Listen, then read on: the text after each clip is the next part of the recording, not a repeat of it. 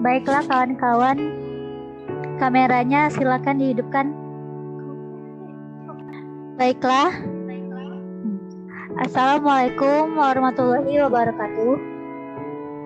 Pertama-tama,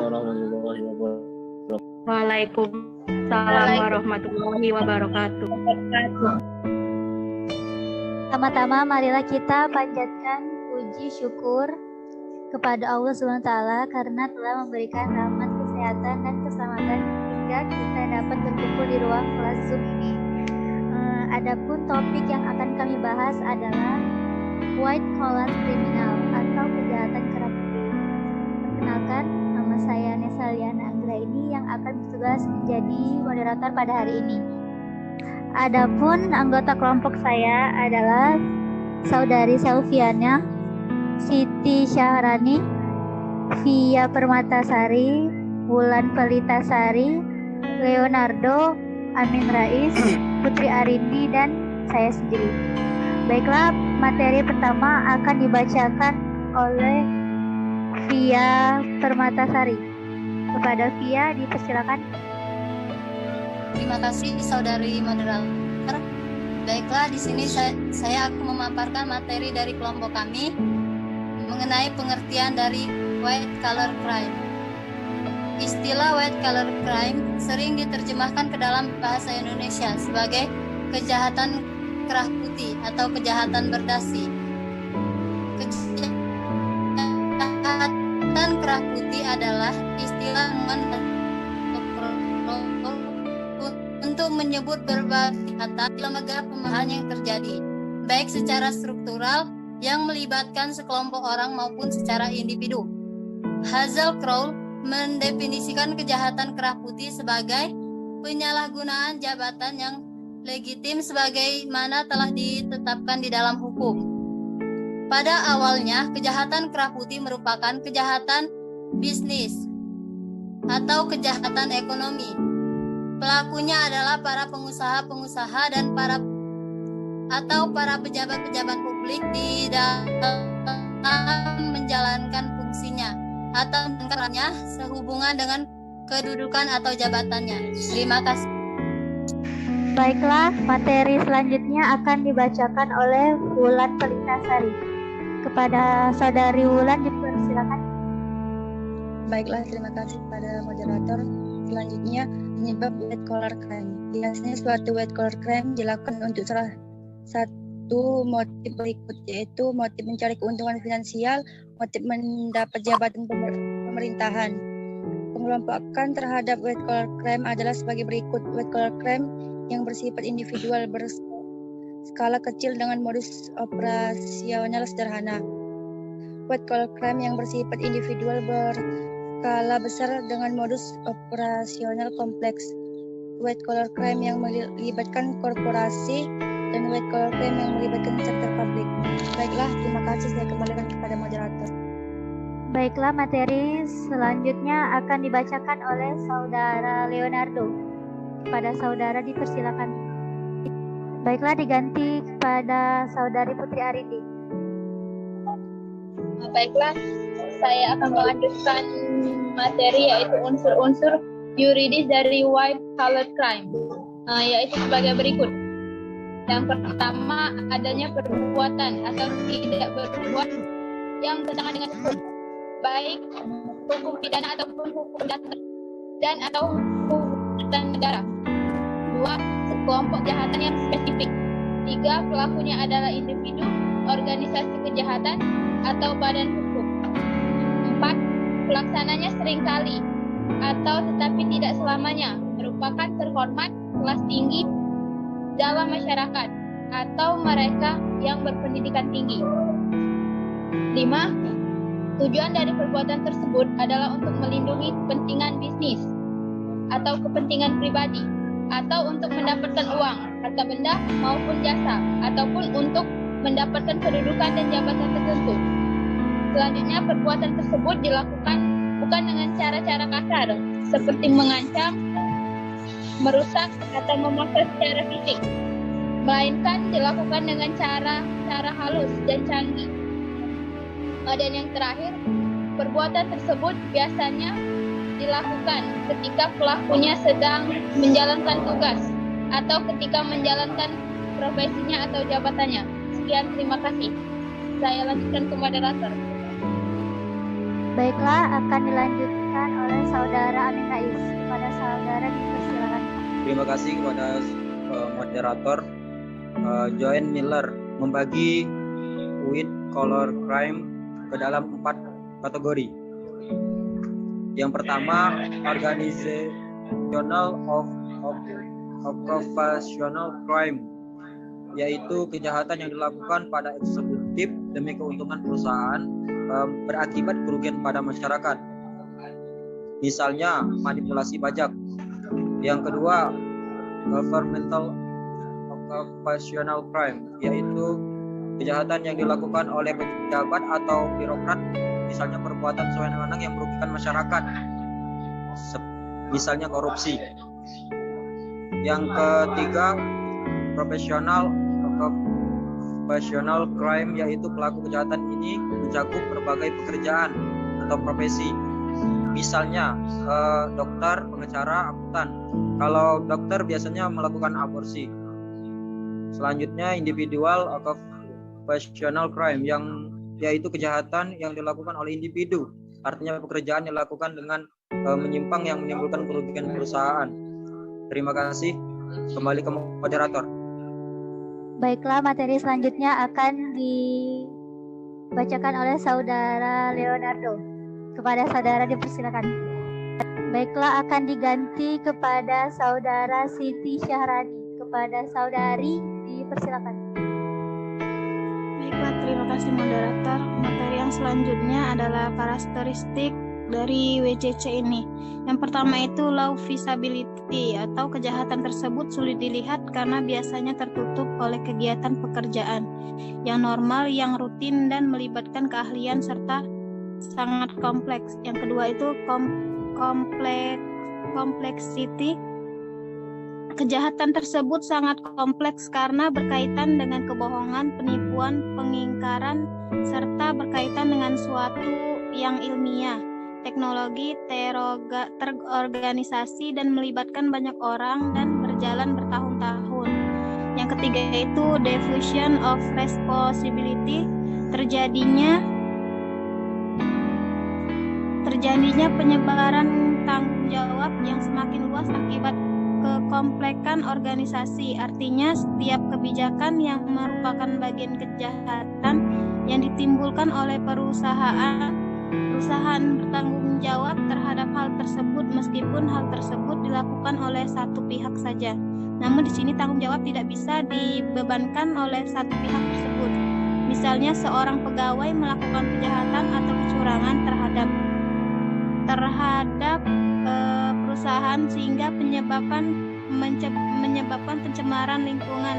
Nah, di sini secara otomatis perusahaan juga ikut bertanggung jawab. Yang keempat itu diffusion of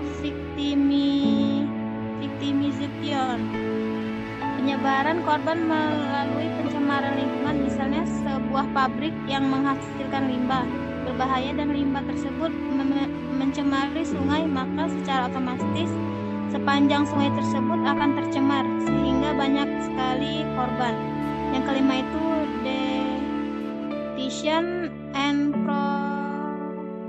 prosecution, hambatan dalam penuntutan akibat profesi dualisme yang tidak seimbang antara penegak hukum dan pelaku. Misalnya seorang penyelidik kepolisian hanya lulus SMU yang sedangkan menangani kasus, sedangkan tersangkanya seorang intelektual yang berpendidikan tinggi.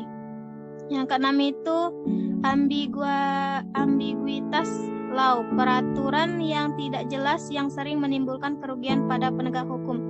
Itu saja yang saya dapat jelaskan. Saya kembalikan kepada moderator. Baiklah, materi selanjutnya akan dibacakan oleh Saudari Selviana. Kepada Saudari dipersilakan. Terima kasih kepada saudara moderator. Di sini saya akan melanjutkan, yaitu akibat yang timbul dari white collar crime, kesengsaraan masyarakat sebagai korban dari WCC.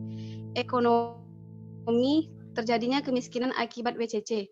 Yang ketiga itu budaya, adanya bad living culture. Yang keempat itu politik, adanya image yang tidak baik serta kurangnya kepercayaan masyarakat terhadap pejabat negara. Yang selanjutnya itu teori kriminologi yang menjadi penyebab adanya white collar crime.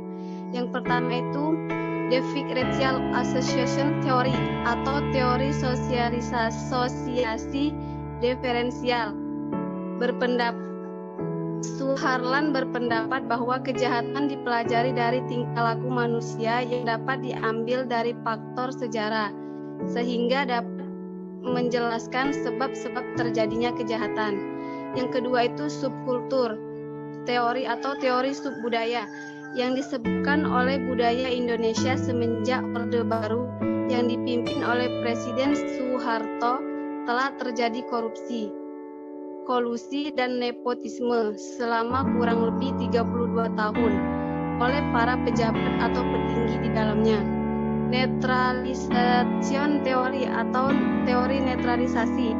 Asumsi dari teori ini adalah aktivitas manusia selalu dikendalikan oleh pemikirannya, bahwa setiap manusia berpotensi untuk melakukan kehilapan, terutama bagi orang-orang yang telah memiliki jabatan. Tentunya keserakahan menjadi salah satu sifat alami manusia yang mendorong terjadinya white collar crime. Baiklah, terima kasih. Saya kembalikan moderator. Baiklah, materi selanjutnya akan dibacakan oleh saudara Leonardo. Pada saudara dipersilakan. Terima kasih kepada moderator atas kesempatannya. Baiklah, saya akan melanjutkan makalah ini. Teori kriminologi lain yang menjadikan terjadinya white collar crime adalah opportunity theory atau teori kesempatan. Coleman berpendapat bahwa ketika adanya jabatan dan sarana membuat kesempatan dan dianggap menjadi satu-satunya metode untuk masih mencapai kekayaan, atau dengan kata lain takut jatuh, merupakan sebuah motivasi yang kuat bagi pelaku WCC atau white collar crime tersebut. Terima kasih. Saya kembalikan kepada moderator. Baiklah, terima kasih atas penjelasannya. Baiklah, di sini kami akan membuka sesi pertanyaan. Kepada audiens, silakan. Apakah ada yang ingin ditanyakan? Saya namanya moderator, ingin bertanya moderator. Izin bertanya moderator. Izin bertanya moderator. Baiklah, kepada saudara Muhammad Haikal. Saya Muhammad Haikal, NIM 1930103104, ingin menanyakan, sebutkan contoh kerugian dari white collar crime di lingkungan masyarakat. Itu saja, terima kasih. Terima kasih kepada saudara Haikal atas pertanyaannya. Adakah lagi yang ingin bertanya? Izin moderator. Izin bertanya moderator. Kepada saudara Farhan dipersilakan. Perkenalkan, nama saya Farhanuddin, izin bertanya moderator. Yang ingin ditanyakan, bagaimana cara mencegah white collar crime? Itu saja pertanyaannya moderator. Terima kasih. Terima kasih kepada saudara Farhan atas pertanyaannya. Apakah ada yang ingin bertanya lagi? Izin bertanya moderator. Kepada saudari Elisa dipersilakan. Baiklah, saya Melisa Indrianti, perwakilan dari kelompok 2, ingin bertanya, bagaimanakah reaksi masyarakat terhadap white collar crime? Terima kasih. Baiklah, kepada yang sudah bertanya tadi, silakan tulis pertanyaannya di kolom chat. Baiklah, terima kasih atas pertanyaan kalian tadi. Tolong berikan kami sedikit waktu untuk mencari jawaban.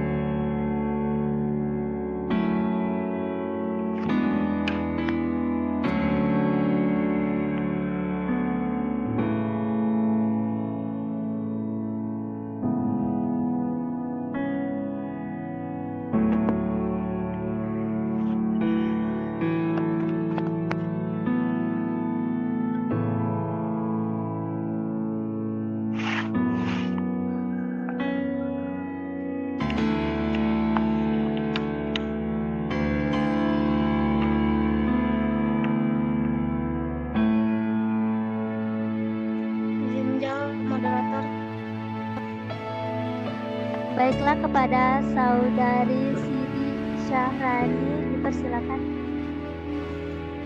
Izin menjawab pertanyaan dari Farhanuddin. Yang pertanyaannya adalah bagaimana cara mencegah agar white collar crime ini tidak terjadi. Yang pertama itu pihak atas atau pemimpin diharapkan selalu melakukan sidak dan inspeksi dadakan agar dapat terlihat keadaan lapangan yang sebenarnya.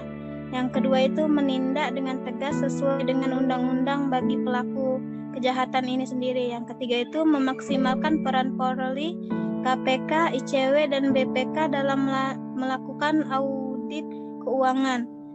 Yang selanjutnya itu menyelesaikan dengan ketat calon yang akan menduduki sebuah jabatan dan menaikkan kualifikasinya. Baiklah, itu saja, saya kembalikan kepada moderator. Baiklah, terima kasih atas jawabannya Saudari Siti Syarani. Kepada Saudara Farhan, apakah sudah dapat dipahami? Sudah cukup jelas jawabannya moderator. Terima kasih. Ya, terima kasih kembali. Baiklah, kita akhiri dulu Zoom. Linknya sudah hampir habis. Nanti dimasuk link yang sama. Izin menjawab moderator pertanyaan dari Saudara Haikal.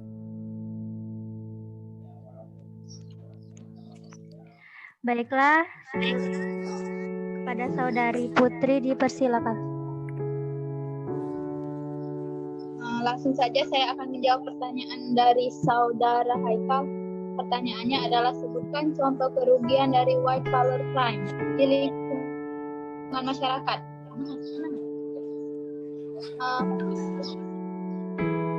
Sebelumnya white collar crime ini adalah kejahatan kerah putih. Biasanya memberikan kerugian yang sangat besar kepada masyarakat dan lingkungan.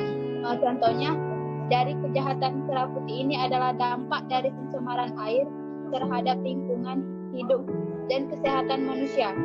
Gangguan kesehatan menyebabkan penyakit atau kerusakan pada kulit yang disebabkan oleh air yang sudah tercemar oleh bahan kimia yang beracun dan matinya mikroorganisme. Misalnya itu seperti bakteri, virus, dan jamur. Penyakit yang dapat ada sakit perut yang disebabkan oleh bakteri atau organisme yang tidak baik untuk lambung manusia. Penyakit kanker disebabkan karena mengkonsumsi makanan yang telah terkontaminasi oleh merkuri dan timbal. Sekian, terima kasih. Saya kembalikan ke moderator. Baiklah, kepada Saudara Haikal, apakah dapat dipahami? Terima kasih kepada Saudari Putri Andri Darindi, saya paham. Izin menjawab moderator. Baiklah, kepada Saudari Silviana dipersilakan. Ingin menjawab pertanyaan dari Saudari Melisa yang pertanyaan itu bagaimana reaksi masyarakat terhadap white collar crime.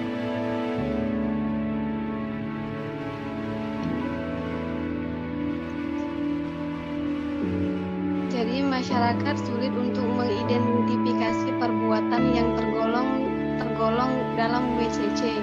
Kejahatan ini terjadi kadang-kadang melalui suatu proses yang cukup lama dan secara diam-diam. Karena ketidaktahuan masyarakat menerima perlakuan tersebut atau tidak memberikan reaksi terhadapnya, seperti halnya reaksi yang diberikan kepada kejahatan biasa, sikap pasif masyarakat tersebut menciptakan situasi yang kriminogen dan viktimogen. Sikap pasif masyarakat dan belum adanya kemauan politik penegak hukum tersebut disebabkan karena sulit mendeteksi perilaku perbuatan korban dan akibat atau kerugian yang ditimbulkan secaranya. Kerugian yang diakibatkan oleh kejahatan yang termasuk dalam WCC sebenarnya sangat besar dan dalam skala yang luas, serta sulit ditentukan batas-batasan yang dapat diderita oleh individu, masyarakat, organisasi, atau institusi dan negara. Kerugian yang ditimbulkan oleh WCC tidak dirasakan secara langsung oleh korban seperti halnya kejahatan, kekerasan. Kadangkala masyarakat justru menganggap bahwa perbuatan yang dilakukan oleh WCC tidak dipandang sebagai kategori kejahatan yang lebih serius daripada kejahatan biasa yang dilakukan secara konvensional. Reaksi masyarakat demikian juga penegak hukum terhadap WCC memiliki daya tekan dan cenderung tidak kritis disebabkan oleh beberapa faktor. Pertama, pelakunya sering dianggap sebagai pelanggar yang tidak membahayakan atau tidak mengancam secara langsung. Yang kedua, tidak dianggap sebagai kejahatan yang serius. Yang ketiga, hakim dan aparat penegak hukum lainnya menganggap WCC adalah bukan kejahatan yang sebenarnya. Yang keempat, anggapan umum bahwa penegakan merupakan tindakan yang sangat memalukan dan pemidanaan dinilai sebagai tindakan tidak bermanfaat untuk menyelesaikan kejahatan yang termasuk WCC. Yang kelima, adanya sikap ambiguity terhadap pelaku kejahatan dan perbuatannya. Baiklah, mungkin itu saja, saya kembalikan ke moderator. Baiklah, kepada saudari Melisa, apakah sudah dapat dimengerti? Baik, terima kasih. Saya sudah cukup. Baiklah, di sini kami akan membuka sesi pertanyaan kedua. Bagi audiens yang ingin bertanya, dipersilakan. Kepada saudara Wahyu, dipersilakan. Baik, Assalamualaikum warahmatullahi wabarakatuh. Perkenalkan, nama saya Wahyu Naim dari kelompok 3, izin bertanya.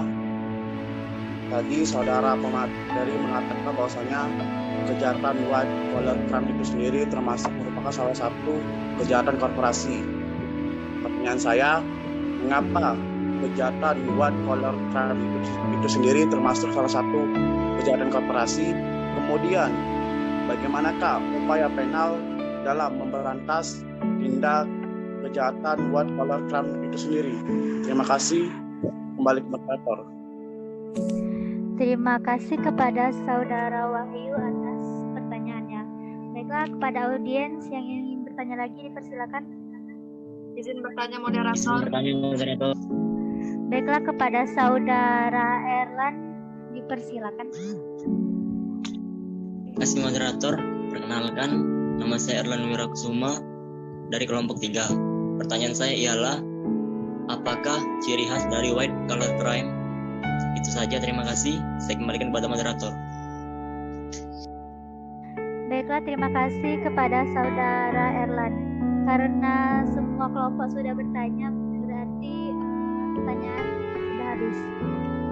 Beri kami waktu untuk mencari jawabannya. Izin menjawab pertanyaan saudara Erlan, moderator. Baiklah, kepada saudari Via, dipersilakan. Pertanyaannya tadi, apakah ciri khas dari white collar crime? Yang menjadi ciri khas dari kejahatan ini yaitu penggunaan jabatan, karena kejahatan white collar crime mempunyai pengertian kejahatan kerah putih. Kerah putih merupakan simbol dari jabatan. Pada kemunculannya, kejahatan kerah putih dilakukan oleh orang yang mempunyai jabatan, berpakaian rapi dengan jas dan kerah putih, sehingga kerah putih disimbolkan sebagai jabatan yang melekat oleh orang tersebut. Dan pada makalah kami halaman 4 telah dijelaskan bahwa white collar crime identik dengan suatu kejahatan yang dilakukan bersamaan dengan aktivitas pekerjaan, jabatannya, atau dilakukan oleh orang yang terhormat dalam instansi pemerintahan. Terima kasih, saya kembalikan kepada moderator. Baiklah, kepada saudara Erlan, apakah sudah dapat dipahami?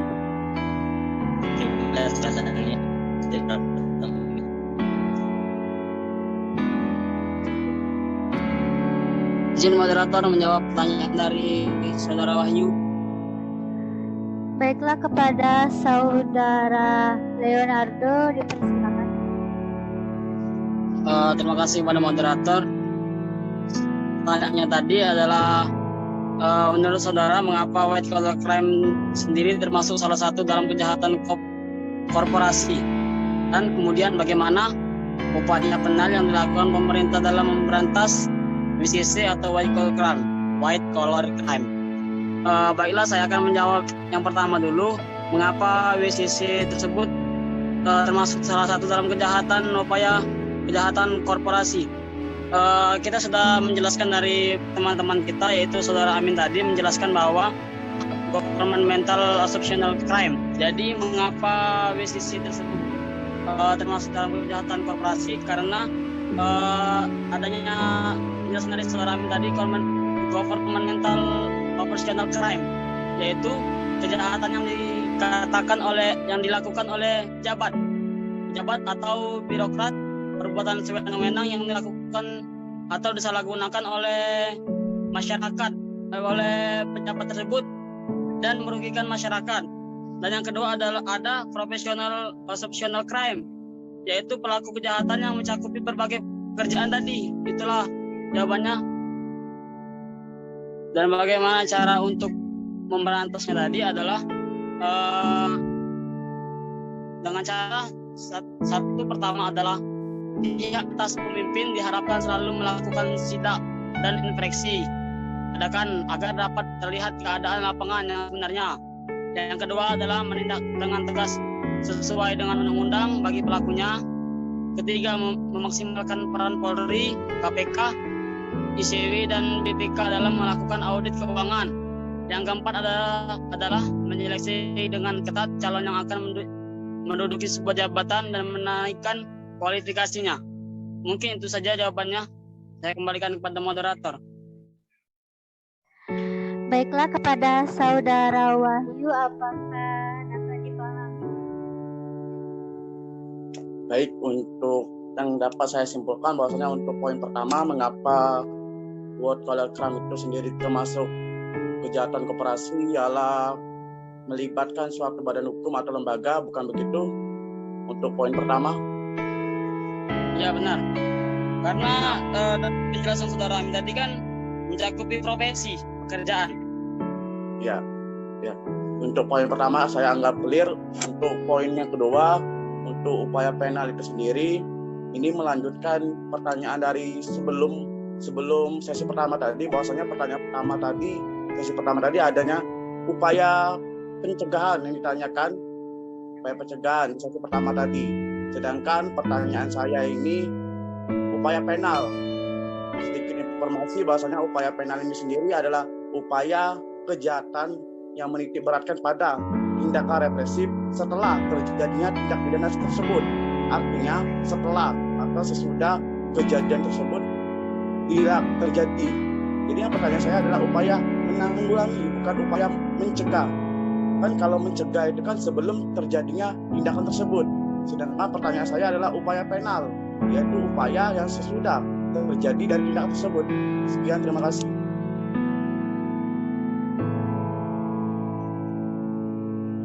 Izin moderator. Baiklah, kepada Saudara Amin Rais.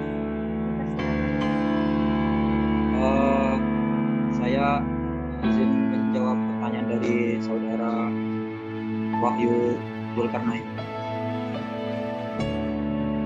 Sedikit menambahkan